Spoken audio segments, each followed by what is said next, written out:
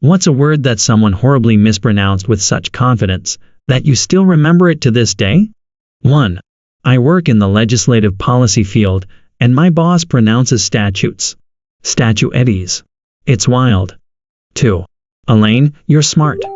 Is it statues or statutes? Statute.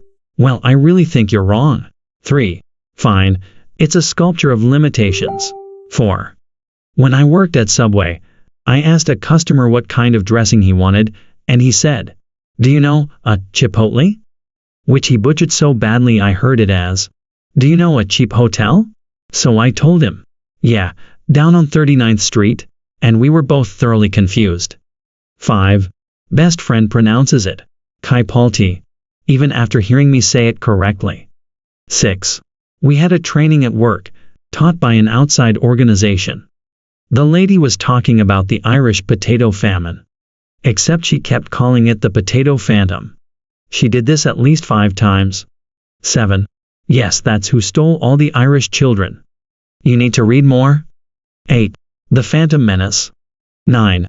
Actually, Potato Phantom isn't such a bad name. On a 3-week trip to Ireland over a year ago, I was blown away by tour guide after tour guide refusing to call it the potato famine, on account that there was enough food to feed everyone. It's just that under English rule the potatoes grown in Ireland were sent to England to feed folks who weren't starving rather than left in Ireland to feed folks who were. It was not a famine.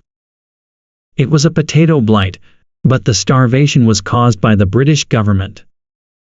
No wonder Ireland sought and got its independence a little more than a generation later.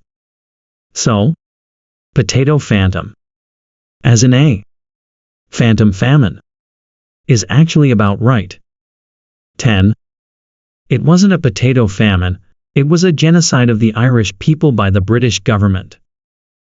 There was a Europe-wide blight of the potato crop. It truly affected Ireland because it was a cheap, easily grown crop and the mostly Catholic population relied on it as a food source. When the harvest revealed the true extent of the blight, there was enough food in Ireland to feed its inhabitants, but the English landowners' government ignored the plight of the indigenous people and continued to ship food back to UK. Indeed, one government agent wrote that the famine would benefit England as small plot owners would be forced to sell their land back to mainly English estates. There were mass evictions daily. Over the course of Angorda Moor, the Great Hunger, there were 1 million deaths and 1 million emigrated, about 25% of the population of Ireland.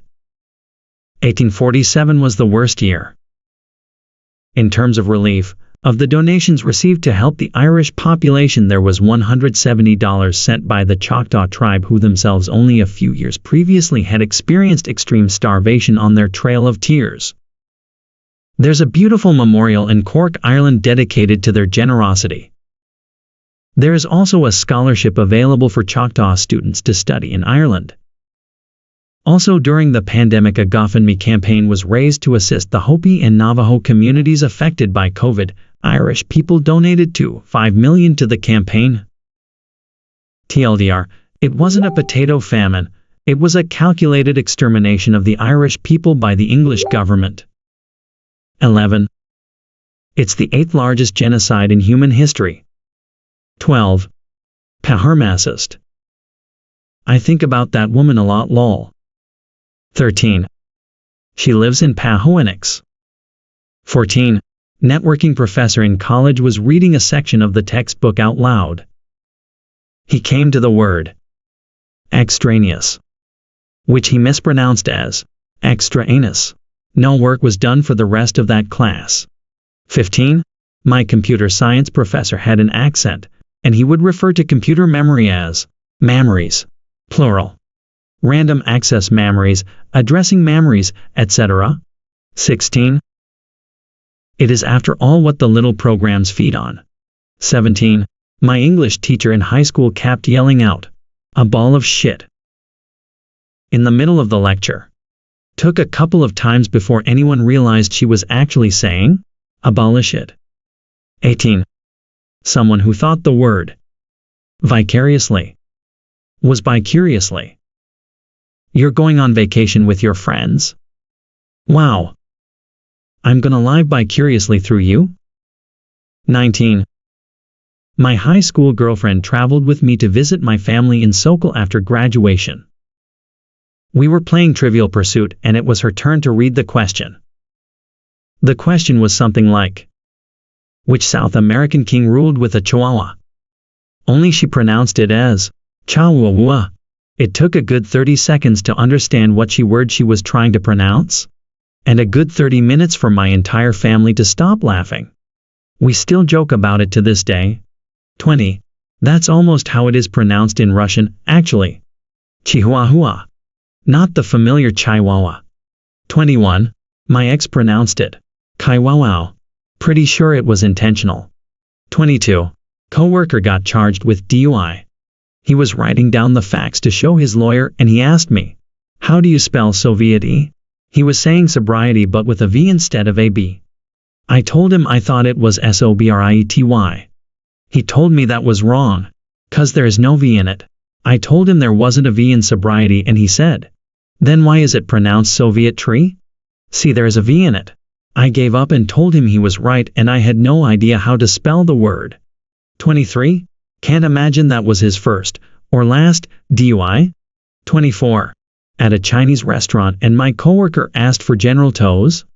I still laugh about it to this day. 25. Had a friend that pronounced the B in subtle. Was annoying as fuck. 26. I intentionally pronounce the W in sword because I get a kick out of it. There are undoubtedly a lot of people that think I'm a moron lol. 27. You might enjoy knowing that the original pronunciation of night included the K sound. 28. Playing Taboo. You know the game where you have to give hints to a keyword but there are words you are not allowed to use to describe it. This guy who nobody knew well at all was bombing and getting frustrated like we were all so stupid. I forget his clues but we surmised it was about drinking and alcohol. And time runs out.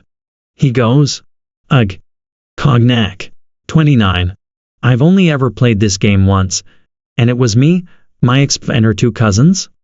We kept switching up partners, and for some reason, when her one cousin, who I didn't really hang out with often, and I got paired together, it was like the stars aligned. I only remember the first two we did because they became running jokes for years after that. Logically, we shouldn't have won based on these clues. She has a nose. Barbara Streisand. And golden showers. 30. I was paired with my husband when we played with friends. He stared at the card and said, And for no reason other than comedy, I blurted out, hickey. And I was right. Then and there, the group made a rule that couples could no longer be on the same team. 31. An old colleague once claimed she was inundated with work. Now I have to say inundated 10 times in my head before out loud because that has ruined me for life. 32. Ex-girlfriend pronounced rhododendron as radendadron. 33. I think that's a Gen 5 Pokemon. 34. Sounds like a SoundCloud rapper Mayo. 35. I remember hearing a story from a Texas sushi place. Apparently some dude ate the wasabi straight up and yelled, "Oh, holy shit. These Japs don't fuck around with their jiwasi a mole, pronounced like you would a mole on the face." Not the worst, but the imagery of that has always stuck with me. 36. Nguyen, except every single person I've met with the last name says to pronounce it differently. I have heard that name absolutely butchered by non-Vietnamese people, but I have literally no clue how it's actually pronounced. Is it Wen? Win? Yuen? Nguyen? Nguyen? Nguyen? No idea, but I know 3 people with the last name Nguyen, and they will kill me if I forget how their family pronounces it. My genuine theory is that there must be a Vietnamese sound tone that my dumb American ears just can't hear, and all the versions are attempts to make Americans say it sorta right. I simply do not believe that there are this many regional pronunciations of what appears to be the Vietnamese version of Smith. In actual Vietnam, I feel like the different versions must be for Americans, but I don't know how they can all be so different. Update. I asked one of my friends who uses when after posting cause I was actually curious. He said it's pronounced Nguyen. Those familiar with Spanish, it sounded similar to Hawaiian. It's like the Engan singer. He said that when or when are the closest most Americans can get, so just use that. If anyone knows other Ngayans or Ngayans, would love to hear your additions. 37. My optometrist's last name is Nguyen. She took care of any awkwardness by introducing herself first and said it's pronounced when. This is why I drive 30 miles out of my way to see her. 38. That's a Nguyen win. 39. Sounds like a Nguyen situation. 40. Genius. 41. Whenever my mother-in-law has difficulty breathing, she has asthma, she'll say, I can't get air into my bronchioles. First, it's bronchioles. Second, no one says that anyway. Just say lungs. My wife is a nurse and I have a minor in biology and we joke about our bronchioles all the time. 42. Friend pronounced meme as meme. 43.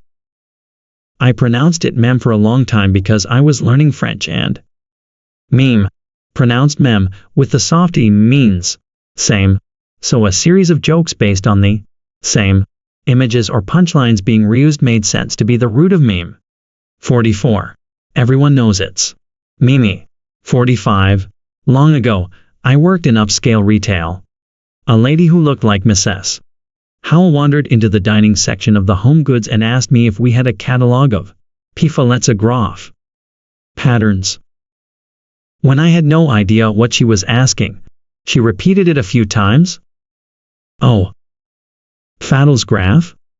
She was not pleased.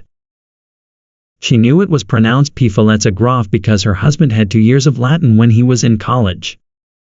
She lectured that she didn't want to be corrected by the help. 46. On RuPaul's Drag Race when Alyssa Edwards very excitedly says, rigomoris, instead of rigor mortis. 47. Oh my poor younger brother. One night out for a fancy dinner he decided the filet mignon was what he wanted to have. With a straight face he ordered the flaming yang. Even the waiter struggled to stifle his laughter. We still tease him about it to this day over a decade later.